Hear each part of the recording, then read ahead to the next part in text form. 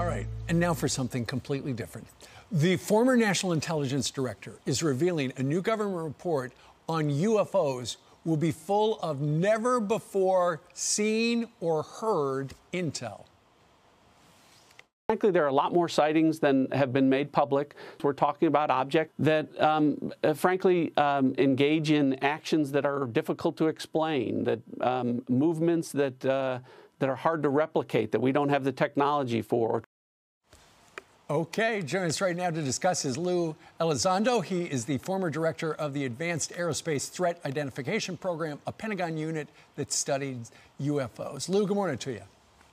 Good morning. Thank you for having me. So part of the evidence apparently is going to show UFOs or some, they're just unidentified objects, breaking the sound barrier without a sonic boom. How is that possible? Well, I think that's probably the crux of the problem, that we are seeing these, let's call them vehicles, if you will, that are incurring into controlled U.S. airspace, that are displaying performance characteristics that are frankly well beyond anything that we can either replicate or in some cases really even understand. So when you're talking about that, you're talking about how these things are able to do things that we have no idea how it's possible, given the speed and the altitude and things like that, and the turns and everything like that. I'm sure you've got the top physics experts in the world working on this. Can they come up with any explanation?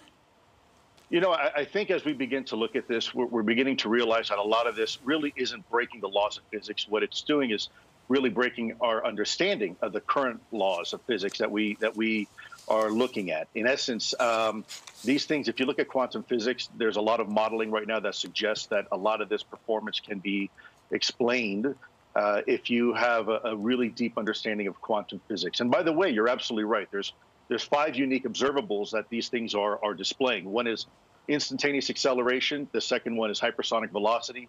The third one is a bit of an oxymoron, but it's low observability. And then the fourth one is transmedium travel, the ability to operate in different environments.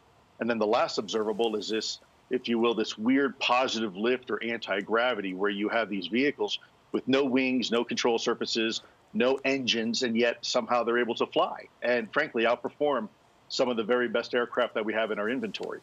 Unbelievable stuff. So Lou, when people say, oh, you're in that business, how do you explain these UFOs?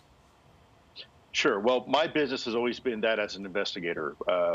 I was an intelligence officer for the U.S. government, so my business was just to find the truth, whatever the truth is, whether it's a terrorism investigation or counter-espionage.